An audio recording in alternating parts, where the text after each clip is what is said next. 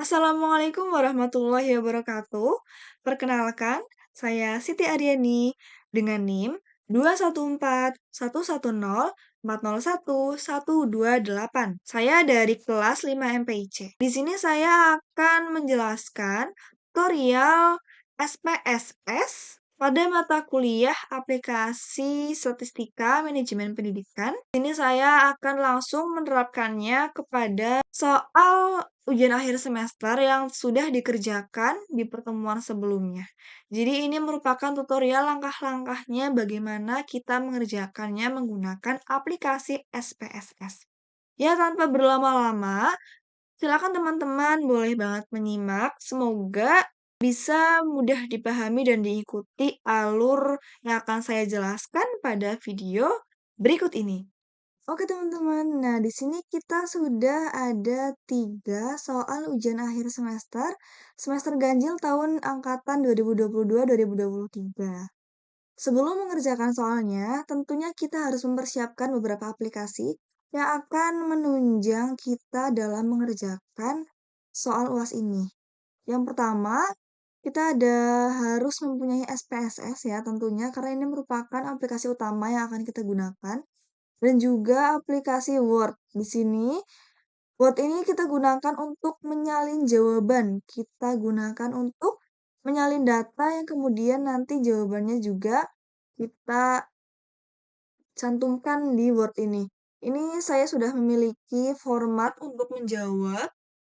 Jadi nanti langsung saja kita ketikkan data hasilnya di Word dengan format seperti ini. Ya, langsung saja teman-teman.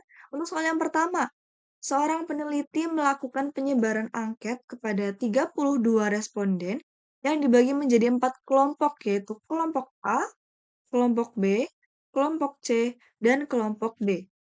Keempat kelompok tersebut nantinya akan diperlakukan dengan perlakuan yang berbeda-beda. Bantulah peneliti tersebut untuk membuktikan bahwa kelompok tersebut berasal dari kelompok yang homogen dan normal. Ini adalah data-datanya. Ada 4 kelompok dengan jumlah responden sebanyak 32. Ya, langsung saja kita masuk ke aplikasi SPSS. Kita masuk di variable view. Kita ketikkan di kolom name ini dengan kelompok A. Nah, untuk mengetiknya kita tidak perlu menggunakan spasi ya. Kemudian kelompok B, kelompok C, dan kelompok D. Setelah ini kita ganti desimal semuanya dengan 0. Untuk misur, kita ganti semuanya dengan scale. Nah, setelah ini kita masuk ke data view. Di sini kita sudah memiliki 4 kolom untuk memasukkan data-data dari kelompok A, B, C, dan D. Langsung saja kita salin dari soal yang sudah ada. Nah, ini untuk kelompok A kita salin.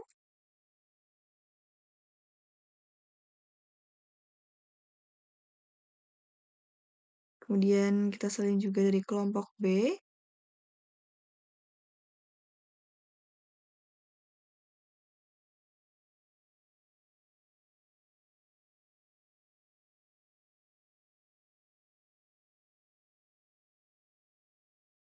Nah, data sudah tersaji semuanya ya dari 4 kelompok ini. Selanjutnya kita akan melakukan uji normalitas dengan mengklik Analyze, kemudian Deskriptif Statistik, Explore. Keempat variabel ini kita pindahkan ke Dependent List. Kemudian Plots, Normality di sini kita centang, Continue, dan kemudian OK. Kita tunggu sampai hasilnya keluar. Nah, untuk menguji normalitas, yang perlu kita lihat adalah di bagian test of normality di sini, teman-teman.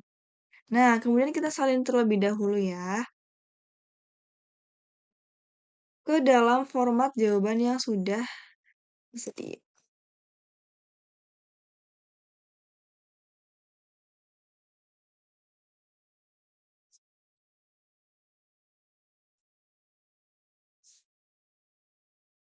Nah, ini eee, datanya ya teman-teman, sudah kita salin di Word. Untuk mengetahui kelompok dari variabel-variabel itu normal atau tidak, kita melihat di bagian signifikannya ini.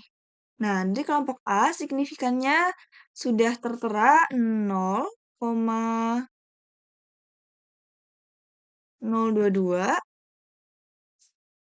kemudian yang B itu 0,403, untuk yang C 0,112, dan yang D 0,016. Nah, kemudian kita bandingkan teman-teman antara signifikansi dengan 0,05 untuk mengetahui apakah data tersebut normal atau tidak. Nah, untuk data yang pertama, signifikan 0,02 itu lebih besar atau lebih kecil. Nah, di sini kita tahu bahwa hal ini adalah lebih kecil ya. Nah, kemudian yang kedua, 0,403 itu lebih besar dari 0,05 teman-teman. Nah, kemudian untuk yang ketiga dan 0,112 juga lebih besar dari 0,05. Dan 0,016 itu lebih kecil dari 0,05. Nah, ketika signifikansi kurang dari 0,05, maka data tersebut bukanlah data yang normal atau data tidak normal. Nah, sebaliknya, ketika signifikansi lebih dari 0,05, maka data tersebut data normal. Ini karena signifikansi lebih dari 0,05 berarti data normal. Dan ini data kurang berarti data tidak normal. Nah, ini saya ubah edit dulu agar jawabannya itu terlihat dengan jelas ya, teman-teman. Berarti keempat kelompok atau variabel ini tuh tidak sama ya, teman-teman. Tidak semuanya normal ataupun tidak semuanya tidak normal. Tapi ada yang normal, ada juga yang tidak. Nah, selanjutnya kita juga perlu menjawab karena di pertanyaan kita harus mengetahui uji homogenitas ya. Di sini karena ada 4 variabel, jadi kita mengerjakan uji homogenitas dengan menggunakan uji Bartlett. Nah, uji Bartlett di sini kita harus mengetikkan variabel view lagi, teman-teman. Variabel view-nya kita ketik uji Bartlett. Kemudian ketikkan juga kode. Nah, kode di sini itu berupa kode kelompok ya. Nanti akan saya jelaskan di selanjutnya. Desimal juga kita buat 0. Ya, desimal kita buat 0. Juga kita buat scale-scale semuanya ya, teman-teman. Scale atau skala. Selanjutnya kita ketikkan di data view. Untuk uji balik di sini adalah kita mengetikkan keempat data dari keempat kelompok atau variabel ini, teman-teman. Nah, jadi untuk yang pertama ini kita salin ya. Kita salin, kita kopikan ke sini. Nah, untuk kodenya adalah kode kelompok nih, teman-teman. Jadi kodenya kita menggunakan angka saja biar lebih mudah ya. Jadi kode untuk kelompok A itu 1. Nah, kemudian kita salin juga dari kelompok B dengan kodenya 2.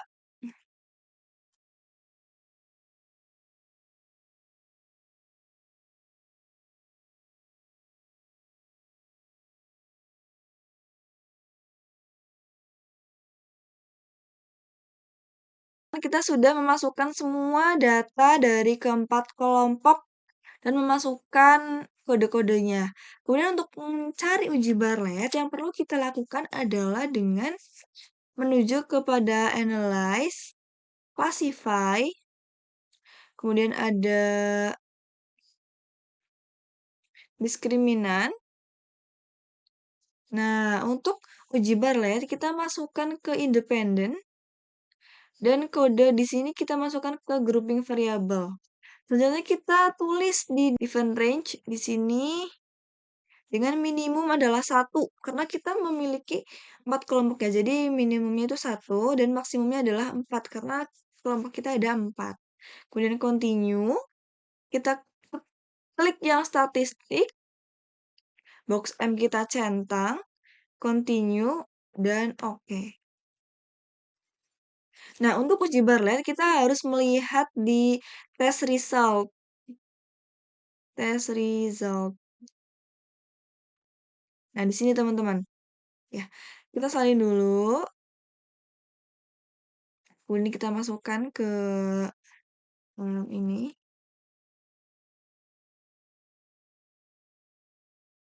Untuk hasil dari uji homogenitas dengan melihat test result. Nah, di tes result ini kita juga harus melihat signifikansinya nih, teman-teman. Signifikansinya di sini adalah 0,428. Kita bandingkan nih, apakah 0,428 ini lebih besar atau lebih kecil dari 0,05? Tentunya adalah lebih besar. Ketika signifikan lebih besar dari 0,05, maka data tersebut homogen. Data bersifat homogen. Nah, seperti ini teman-teman untuk menjawab pertanyaan dari nomor 1. Nah, kita lanjutkan untuk yang nomor selanjutnya di nomor 2. Berdasarkan soal nomor 1, apakah terdapat perbedaan dari keempat kelompok tersebut dengan nilai alfa 5%? Bagaimanakah kesimpulan dari data tersebut? Nah, di sini sudah dijelaskan ya teman-teman bahwa soal nomor 2 ini harus berdasarkan pada nomor 1. Nah, karena di sini soalnya itu terdapat perbedaan. Berarti kita harus melakukan dengan uji komparatif atau uji perbandingan. Nah, untuk uji komparatif sendiri, di sini karena nilai sampel itu lebih dari 2. Jadi ada 4 sampel, variabel A, B, C, dan D ya. Karena sampel lebih dari 2, maka kita menggunakan uji ANOVA. Syarat uji ANOVA itu ada 3 teman-teman. Yaitu yang pertama adalah sampel acak atau random. Kemudian data harus diuji normalitas dan juga data harus diuji homogenitas. Nah, jadi karena berdasarkan nomor 1, maka untuk uji normalitas dan uji homogenitas kita samakan dengan yang ada di nomor 1. Berarti telah terbukti bahwa data tersebut itu bersifat homogen dan juga datanya ada yang normal, ada juga yang tidak normal. Nah, karena soal nomor 2 itu berdasarkan dari data di nomor 1, maka untuk uji normalitas dan uji homogenitas telah terbukti bahwa data tersebut ada yang normal, ada yang tidak, dan homogenitasnya juga telah terbukti bahwa data tersebut homogen. Nah, teman-teman, tapi di sini untuk mengetahui homogenitas, selain menggunakan cara uji Bartlett, kita juga bisa menggunakan cara yang satu ini. Untuk menguji homogenitas, kita masuk ke menu Analyze, Compare Means, lalu One Way ANOVA. Nah, kemudian uji Bartlett kita masukkan ke Dependent List, dan untuk kode kita masukkan ke faktor. Setelah itu kita pilih option, Homogeneity of Variance Test dicentang, Continue, dan kemudian oke. Nah, kita di sini telah menemukan tes homogeneity-nya. Kita salin dulu ya. Untuk membandingkan dengan uji Bartlett, apakah tes homogeneity ini bersifat sama atau tidak? Kita lihat di bagian signifikansinya, di bagian signifikansi dari based on mean. Di sini adalah 0,357. 0,357. Kita bandingkan dengan 0,05, maka 0,357 itu lebih besar daripada 0,05. Ketika signifikan lebih besar, maka data tersebut bersifat homogen. Nah, jadi terbukti ya teman-teman, ketika kita menggunakan uji homogenitas dengan uji Bartlett ataupun dengan test of homogeneity variances, ternyata sama nih teman-teman, datanya bersifat homogen. Jadi kita setelah memenuhi ketiga syarat ini, kita baru bisa melakukan uji ANOVA. Nah, kemudian untuk uji ANOVA, kita bisa melihat dari hasil yang tadi nih. Di sini kita klik di bagian yang ANOVA ada di bawah sini. Nah, ini kita copy paste aja. Ya, kita masukkan datanya ke sini. Setelah kita mengetahui data dari ANOVA, kita membuat hipotesisnya. Hipotesisnya itu berdasarkan soal ya, teman-teman. Tadi soalnya, apakah terdapat perbedaan dari keempat kelompok tersebut? Jadi kita menulis hipotesisnya berarti HO sama dengan ada perbedaan dan HA tidak ada perbedaan. Di sini kita melihat dari nilai signifikansinya, nih, itu 0,000. Kita bandingkan dengan 0,05. 0,00 ini ternyata lebih kecil dari 0,05. Ketika lebih kecil dari 0,05, berarti HO ditolak. Nah, ketika HO sudah ditolak, untuk menarik kesimpulannya, kita harus melakukan uji post hoc. Nah, uji post hoc di sini kita akan mencarinya dari data yang telah ada ini, teman-teman. Nah, kita langsung saja masuk ke analyze, compare mean, lalu one way ANOVA, masih sama ya untuk uji balik dan kodenya. Kemudian kita pilih yang post hoc, skip. Nah, di sini ada skip dicentang, continue, dan kemudian oke. Untuk post hoc sendiri kita lihat di bagian post hoc teman-teman, post hoc test. Nah, kita salin dulu ya.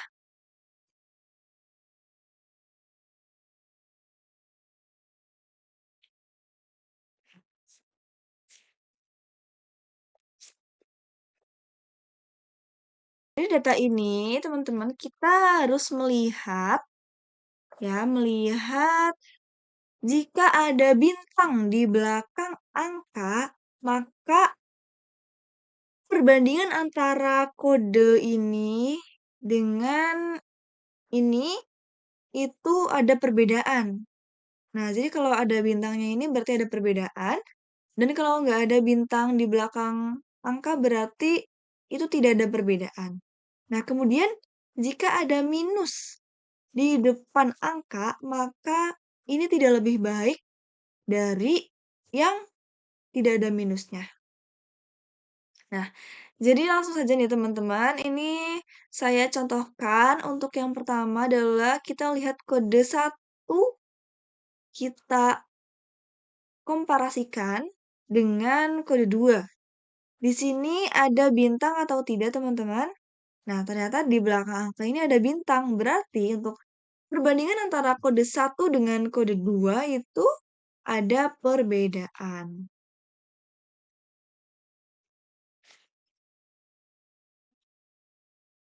Dan untuk selanjutnya ada di kode 1 dan 3.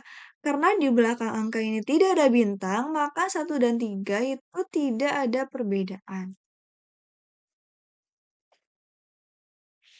Nah, untuk angka-angka atau kode-kode selanjutnya, saya sudah mengerjakan sebelumnya dan hasilnya seperti ini ya. Kita bisa lihat dari di belakang angka ini ada bintang atau tidak untuk melihat apakah ada perbedaan atau tidak ada perbedaan.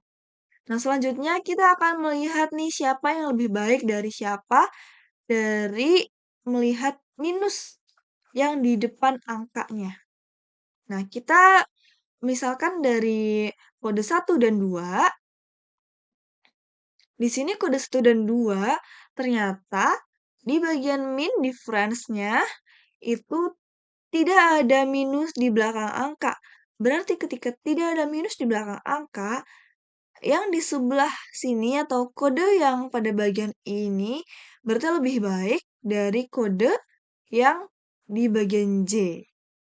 Ya, berarti 1 dan 2 ini itu lebih baik yang mana, teman-teman? Lebih baik yang 1. Kemudian untuk 1 dan 3 juga sama nih. Di sini tidak ada minusnya, berarti 1 lebih baik daripada 3. Berarti lebih baik mana 1 dan 3? itu berarti lebih baik yang satu. Lebih baik satu. Nah, kita, saya perlihatkan contoh yang memiliki minus di depan angka nih untuk yang data yang ketiga, 1 dan 4. 1 dan 4 kita lihat, 1 dan 4 di sini ada minus nih teman-teman. Ketika kita menemukan minus pada mean difference di sini, berarti untuk kode yang satu di bagian I itu tidak lebih baik dari kode di bagian J. Berarti 4 sama 1 di sini itu lebih baik 4 daripada 1. Nah, ini lebih baik 4 ya. Jadi kesimpulannya, dari keseluruhan ini kita bisa tarik kesimpulan bahwa antara kode 1, 2, 3, 4 yang lebih baik itu adalah 4, 3, 1, kemudian yang terakhir itu 2. Nah, ini berarti untuk kesimpulan siapa yang lebih baik. Ya, siapa yang lebih baik di sini urutannya itu udah berarti yang paling baik itu ada kode 4, kode 3, kode 1, kemudian kode 2. Ini untuk kesimpulannya ya. Nah, kemudian untuk soal nomor 3, mahasiswa akhir dari jurusan MPI sedang melakukan penelitian dengan judul Hubungan antara faktor-faktor kepemimpinan dan regresi mahasiswa dalam konteks manajemen pendidikan. Bantulah mahasiswa tersebut dalam menyelesaikan pengaruh variabel dependen dan independen, serta buatkan persamaan regresinya. Ini ada dua variabel ya teman-teman. Variabel X yaitu faktor-faktor kepemimpinan dan variabel Y itu regresi mahasiswa dengan jumlah sampelnya ada 20 dan ini data-datanya. Kita langsung saja ya ketikkan di variabel view di SPSS. Kita masukkan yang pertama itu ada faktor kepemimpinan ya. Jadi kita ketikkan aja kepemimpinan. Dan di bawahnya kita juga ketikkan.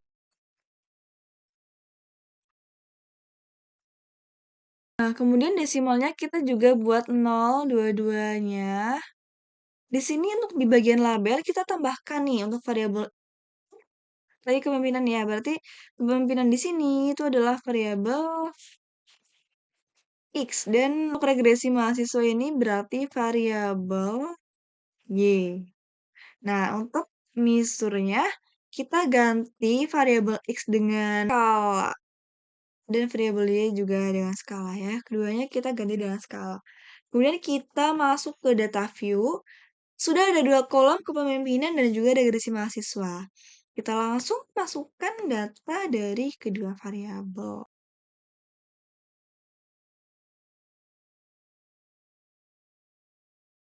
Salin juga untuk variabel Y-nya. Nah, ketika sudah dimasukkan semua data-datanya, kita langsung masuk ke analyze, kemudian regression, linear, variabel X kita masukkan ke dependent, dan variabel Y kita masukkan ke independent. Kemudian kita klik yang bagian oke. Nah, di sini kita melihat pada bagian model summary, teman-teman. Nah, model summary-nya ini kita salin dulu di format jawaban di Word. Nah, lihat model summary ya. Nah, model summary di sini kita melihat di bagian R nih, R-nya. R-nya itu ada 0,972. Kita di sini ketika R itu lebih dari 0,05, maka data tersebut itu memiliki hubungan. Ada hubungan. Ya, ada hubungannya. Nah, kemudian kita lihat dari R square. R square di sini 0,944. 0,944 kita jadikan persen. Kita jadikan persen berarti menjadi 94,4%. Nah, untuk eh R square di sini itu dimaksudkan bahwa besarnya pengaruh atau hubungan ya antara faktor kepemimpinan dengan regresi mahasiswa adalah 94,4%.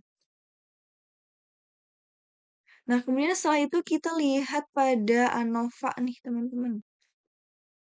Kita salin juga.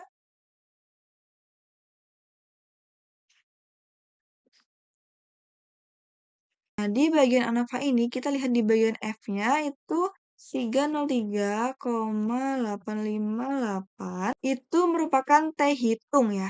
Rumus dari T tabelnya itu rumusnya adalah DF sama dengan N-1. Nah, N di sini tadi kan sudah diketahui ya teman-teman, datanya ada 20. Berarti N-nya itu 20. 20 kurangi 1, 19 ya. Untuk alfanya, alfa di sini kita lihat di soal, alfanya tidak diketahui. Maka ketika alfanya tidak diketahui, maka kita gunakan alfa itu 5%.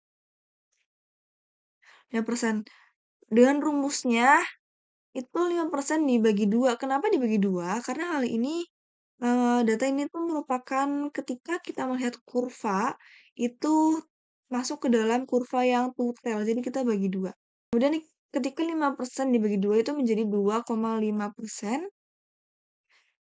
Dan kita jadikan menjadi desimal menjadi 0,025. Kemudian kita melihat di tabel antara alfa dengan DF. Kita sambungkan dan menghasilkan 2,093. Kita lihat di tabelnya ya. Kemudian kita bandingkan T hitung dengan T tabel. Hitungnya berapa tadi teman-teman? Ini 303,858 bandingkan dengan T tabel. T tabelnya ini tadi 2,093. Nah, kita bandingkan di sini. 303,858. Apakah lebih besar atau lebih kecil dari 2,093? Tentunya lebih besar. Ketika T hitung lebih besar dengan T tabel, maka dapat disimpulkan bahwa keduanya itu berpengaruh atau ada pengaruh. Kemudian kita lihat signifikansinya. Signifikansi di sini 0,000, guys. 0,000. Kita bandingkan juga dengan 0,05. 0,05. Nah, sudah terlihat jelas ya teman-teman, 0,000 itu kurang. Nah, sudah terlihat jelas ya teman-teman, 0,000 itu kurang dari 0,05. Hal ini juga berarti berpengaruh. Atau ada pengaruh.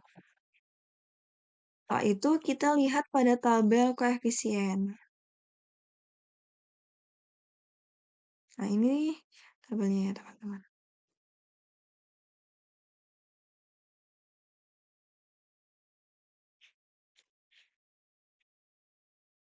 Di tabel koefisien sendiri, di sini kemudian kita bisa menentukan persamaan regresinya dari tabel koefisien ini. Untuk rumus persamaan regresi itu Y sama dengan A plus BX. A di sini kita melihat dari di bagian B nih teman-teman. A di sini itu minus 9,602 ditambah BX. B di sini di variabel Y nih. 0,839 X ya. Karena memang persamaannya seperti ini. Nah, kemudian kita melihat jika X memiliki arti. Di sini kan X masih hanya X ya, teman-teman. Jadi, ketika X ini kita ganti menjadi angka seperti ini, maka persamaan regresinya Y sama dengan